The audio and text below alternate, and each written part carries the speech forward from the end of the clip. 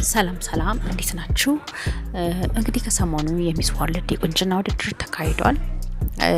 የሚስ ወርልድ 2025 የቁንጅና ውድድር ህንድ ሀገር ውስጥ ተካሂዶ ነበረ። 109 ሀገራቶች ነበረ ይሄ ውድድር ላይ የተሳተፉት። ኢትዮጵያን ወክላ ሄደችው ቆንጆ ሀሴት ደረጀ ትባላለች። 19 ዓመት ወጣት ነች። የአዲስ አበባ ዩኒቨርሲቲ የሜካኒካል ኢንጂነሪንግ ተማሪ ነችና እዚህ አዲስ አበባ ውስጥ እንግዲህ ከ200 ቆንጆዎች አሸንፋ ነው ወደ ሚስ ወርልድ ህንድ ሄደችው። ሀሴት የቁንጅና ውድድሩ ስትወዳደር እንደተናገረችው እንግዲህ በጣም ከባድና ቻሌንጅ ነበረው። ለዚህ ፕሮግራምም ወይ ደግሞ ለዚህ ውድድር ከፍተኛ የሆነ ዝግጅት አድርጌያለሁኝ፣ ለማሸነፍም ከፍተኛ ጥረት አድርጌያለሁ ብላለች። እንግዲህ እንዳለችውም ከዓለም ሁለተኛና ከአፍሪካ አንደኛ በመውጣት ለኢትዮጵያ ትልቅ ድል ይዛለን መጥታለች። ሀሴት እንደተናገረችው ያው ውድድሩ የውጫዊ ብቻ ሳይሆን ለማህበረሰቡ ምን አይነት ጥቅሞች እንደምንሰጥና ቤኔፊቶች እንደምናደርግና ለህፃናትና ለእናቶች ምን አይነት አስተዋጽኦ እንደምናደርግ ጥያቄዎች ነበሩት። እሱን ጥያቄዎች እንግዲህ በበቂ ሁኔታ መልሻለሁኝ። እናም የተለያዩ ፕሮግራሞችና የተለያዩ ውድድሮች ነበሩ። እነሱን እንግዲህ በተቻለ መጠን በደንብ ተዘጋጅቼ ስለሄድኩኝ በጥሩ ሁኔታ አልፍ ያለው ብላለች። ሀሴት እንግዲህ ስትናገር ምንድነው የቁንጅና ውድድሩ ሲወዳደር ሌሎቹ የአፍሪካ ሀገሮች እንኳን ከፍተኛ ድጋፍ ነበራቸው ከሀገራቸው መንግስት እና ከተለያዩ ድርጅቶች እርዳታ ነበራቸው ወይ ደግሞ ድጋፍ ነበራቸው። ያው ይሄንን ድጋፍ ግን እሷ እንዳላገኘችና ማንንም ሰው ሰፖርት እንዳላረጋት እንዳላበረታታት እንደተናገረችው ወደፊት እንግዲህ እኔን ተከታ ለምትሄደዋ ትልቅ ትምህርት ይሆናል ብዬ አስባለሁ በማለት ተናግራለች። ሀሴት ከተናገረችው ውስጥ ምንድነው ለምሳሌ የቦትስዋና የአገሪቷን ፕሬዝዳንት ወይ ደግሞ የቦትስዋና ፕሬዝዳንት ደውሎ ሲያበረታታት ነበር። እቺ ልጅ እንግዲህ እንደ ሀሴት እንኳን አይደለም ከዓለም ሁለተኛ ከአፍሪካ አንደኛ አልወጣችም፣ ከዓለም ሁለተኛ አልወጣችም። ቶፕ 14 ውስጥ በገባችበት ሰዓት የቦትስዋና ስም በዓለም እንዲጠራ አድርገሻል በማለት የሀገሪቷን ፕሬዝዳንት ደውሎ ሲያበረታታት ነበር። ይሄ ትልቅ ከፍተኛ የሆነ ሞራል እንደሰጣት ነበር ስትናገር የነበረችው። እንግዲህ ተወዳዳሪዋ እሷ ከኢትዮጵያ ማንም ይደወልላትም ማንም ያበረታታትም ከሚኒስትርም ደረጃ ይሁን ከፕሬዝዳንትም እንዲሁም ከተለያዩ ድርጅቶች ማንም ያበረታታት አላገኘችም አልነበረም። ለምን ይሄንን ውድድር ትኩረት እንዳልሰጠው ባናቅም የሚዲያ ከቨሬጅ እንኳን አልነበረውም። ይሄ ፕሮግራም ከሀበሻ ሚዲያ ውጪ ሀበሻ የሚባለው ሚዲያ ነበረ እንግዲህ ስለ ሀሴት ሲዘግብ የነበረው። ከአዲስ አበባ ወደ ውድድሩ ስትሄድ ጀምሮ እስክትመለስ ድረስ ይህንን ፕሮግራም በደንብ አርጋ ሲዘግቡ የነበሩት እነሱ ናቸው። ይህንን ከዛ በተረፈ የመንግስትም ሆነ የመንግስትም ሆነ የሚግል ሚዲያዎች ምንም አይነት ከቨሬጅ አልሰጧትም፣ ምንም አይነት ሽፋን አልሰጧትም። ምንድነው አንድ ጊዜ ብቻ ነው ቶፕ 14 በገባችበት ሰዓት የኢቢኤስ ሚዲያ ኢንተርቪው ሲያደርጋት የነበረው እና በተጨማሪ ደግሞ ሀሴት ወደ ሀገር ውስጥ በምትመለስበት ሰዓት አሸንፋ ድል አድርጋ ስትመጣ ምንም አይነት አቀባበል አልተደረገላት ማለት ይቻላል። ከሚኒስትርም ደረጃ ይሁን ከኢትዮጵያ ሕዝብ እንግዲህ ወጥቶ የተቀበላት ነገር የለም። ምንም አይነት ፕሮግራም የተዘጋጀላት ነገር የለም። አይ ቲንክ እንደዚህ አይነት ፕሮግራም ቢዘጋጅና ቢኖር ኖሮ ያው በደንብ አቀባበሉ ወይም ፕሮግራሙ እናይ ነበረ። ምክንያቱም እንግዲህ ያየነው የሚኒስትር የባህልና ቱሪዝም ሚኒስትር ዴታው ነው የተቀበላት። በጥቁር ቫን ተቀበሏት። ሚኒስትር ቢሮዋ ገብተው ሚኒስትር ሰላማዊት ካሳ ሚኒስትር ቢሮ ውስጥ ገብታ ኬክ ስትቆርስ ነው የታየው። ከዛ የተለየ ፕሮግራም የተደረገላት ምንም አቀባበል የተደረገላት ነገር የለም።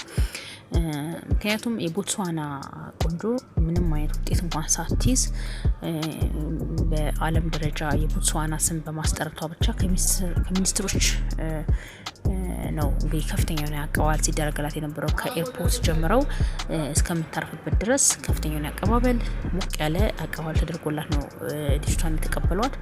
የኛው ወደኛ ሀገር ደግሞ ስንመጣ ምንም አይነት ነገር አቀባበል የተደረገላት ነገር የለም። የተደረገላት አቀባበል እሷን የሚመጥራት አይደለም ካመጣችው ውጤት አንጻር ማለት ነው። እና ወደፊት እንግዲህ ይሄንን ነገር በደንብ ትኩረት ሊሰጠው የሚገባው ነገር ነው ብዬ ነው የማስበው። ምክንያቱም አትሌቶቻችን አሸንፈው በሚወጡበት ሰዓት እኛ እንግዲህ ሚዲያውን ከፕሮግራሙ ወይ ደግሞ ውድድሩን ከማየት ተነስተን አሸንፈው ሲገቡ የኢትዮጵያ ሕዝብ እንዴት አይነት አቀባበል እንደሚደረግለት ያው እንግዲህ እኛ ከምናውቀው ነገር ነው።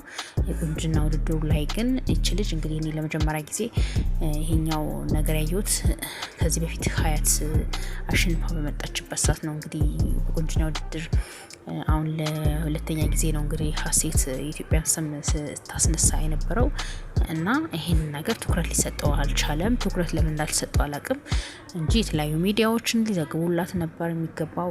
አቀባበሏም በደንብ በኢትዮጵያ የባህላዊ አቀባበል ፕሮግራም ሊደረግላት ይገባ ነበር ባይነኝ እና ይሄ ያልተደረገላትም። እች ልጅ እንግዲህ ሀሴት ይሄንን ውድድር አሸንፋ ስትመጣ ወደ 60 ሚሊዮን ብር ነው አሸንፋ የመጣችው። ከፍተኛ የሆነ ጊፍት ነው ያገኘችው። ምክንያቱም የልፋቷንና የድካሟ ጥረት ነው። ምን ያህል እንደተዘጋጀችና ምን ያህል እንደለፋች የምታውቁት ወይ ደግሞ ይሄ ዝግጅት ይሄ ውድድር በጣም ከፍተኛ እንደሆነ የምታውቁት እንግዲህ ከፍተኛ የሆነ የገንዘብ ሽልማት ነው ተቀብላ የመጣችው። እንግዲህ ይሄ የሚያሳይ ገንዘብ ከፍተኛ መሆኑን መረዳት ትችላላችሁ ማለት ነው። እና ይህንን ይመስላል እንግዲህ ለወደፊት ትልቅ ትምህርት ይሆናል ብዬ አስባለሁኝ። ትኩረት እንዲሰጠው በመንግስትም ደረጃ በሚዲያዎችም ደረጃ ትኩረት ሊሰጠው ይገባል ባይ ነኝ። ሌላው ከሰሞኑ እንግዲህ እየተወራ ያለው አንድ ታዋቂ ቲክታከር ጃኒ ወይ ደግሞ ስመኝ ገብሩ የምትባል 1.8 ሚሊዮን ተከታይ ያላት ኢትዮጵያ ወጣት ቲክታከር ነች። ልጅ እንግዲህ ታስራለች። ከሰሞኑ ቲክታከሮች ታዋቂ ቲክታከሮች እንግዲህ ታስረዋል። ከዚህ በፊትም እነ ጆን ዳኒ እና ወደ ሌሎችም አብረውት የነበሩት ቲክታከሮች ታስረው ከነዛ ውስጥ እንግዲህ ሁለቶቹ እንደተፈቱ የሚታወቅ ነው። እና አሁን ደግሞ ጃኒ ታስራለች። የታሰረችበት ምክንያት ምንድን ነው? ያው ጃኒ እንደምትታወቀው የተለያዩ ሀገሮች ወይ ክፍለ ሀገሮች የኢትዮጵያ ክፍለ ሀገሮች በመዞር ሀግ በማድረግ በማቀፍ እና ፍቅሯን በመግለጽ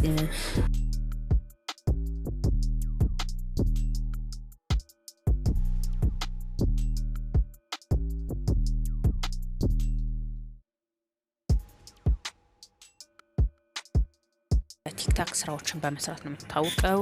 ኢትዮጵያ ውስጥም ከአገር ውስጥም ውጪ ነው እንግዲህ ሀግ በማድረግ ነው አብዛኛው ሰው የምናውቃት እና አንዳንድ ጊዜ ደግሞ የተለያዩ እርዳታዎችን የተቸገሩትን በመርዳት ነው የምትታየው።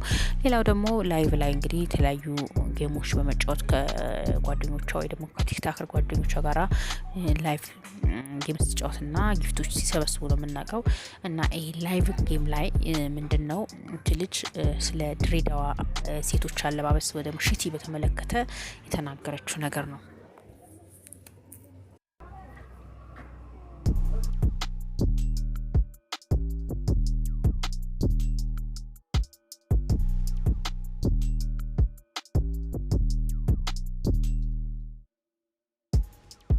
ድሬዳዋ አስተዳደር ክስ መስርቶባት አዲስ አበባ ላይ በመጥሪያ ይዞ መጥቶ ጃኒ እንድታሳ ያደረገው።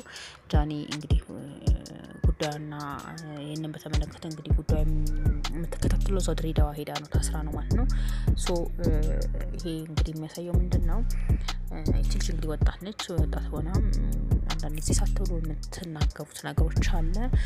ተማርን ወይ ደግሞ በሚኒስትር ደረጃ በፓርላማ ደረጃ ተቀምጠው አንድ ማህበር ሜንሽን አድርገው የሚሳደቡ የፓርላማ አባል የተማሩ የሚባሉት ወይ ደግሞ የፓርላማ ሰዎች እንኳን አሉ።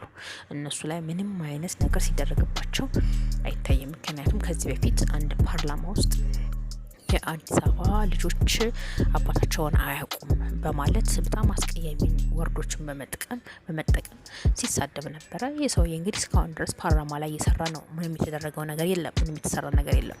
ይህ ማለት እንግዲህ ተምረናል። ሀገርን አንድን አካባቢ ወክሎ ነው ፓርላማ ለመሳተፍ ወይ ደግሞ የፓርላማ አባል ለመሆን አንድን ማህበረሰብ ወክሎ ነው ሄዶ ሪፕሬዘንት አድርጎ የሚሰራው። ተምረናል ወይም አውቀናል ብለው ነው የሚሄዱት። ግን አንድን አካባቢ ያሉ ሰዎችን ሜንሽን አድርጎ በመሳደብ በደንብ ሚዲያ ላይ ሲዘዋወር የነበረ ነገር ነው። ግን ምንም የተደረገ ነገር የለም እና እንዲሁም ደግሞ ሌሎችም አሉ እንደዚሁ የአንድን ማህበረሰብ ብሔርን እየጠቀሱ በጣም አስቀያሚ የሆኑ ቃላቶች ወርዶችን እየተጠቀመ የሚሳደቡ በጣም አስነዋሪ የሆኑ ስራዎች የሚሰሩ አሉ። እነሱም ምንም ሲደረጉ አላየንም። እቺ ልጅ የሰራችው ነገር ትክክል ባይሆንም ግን ድስማች ማለት ነው ወስዶ ልትታሰር የምትችልበት ነገር በጣም ይከብዳል። ምክንያቱም ወጣት ነች እቺ ልጅ። ከዚህ በፊት የትኛውንም ብሔር ሜንሽን አድርጋ ተሳድባ አታውቅም። የለም ፖለቲካ ውስጥ የምትገባ ነገር የለም። ዝም ብላ ኢንተርቴን በማድረግና ነው ስራዋን እየሰራችና ያለችው እና እቺ ልጅ የሰራችው ስራ ምንም ነገር እንደሌለ ታይቶ ኮንሲደር ተደርጎ እና ይቅርታ የድሬዳዋ ማህበረሰብ ይቅርታ አድርጎላት በነጻ ብትለቀቅ ባይ ነኝ። ምክንያቱም የድሬዳዋ ሰው ፍቅር ነው የሚያውቀው፣ ጸባይ አያውቅም እና ይህንን ነገር በይቅርታ ቢያልፏት ብዬ ነው ማስበው። አመሰግናለሁ። ቻው ቻው።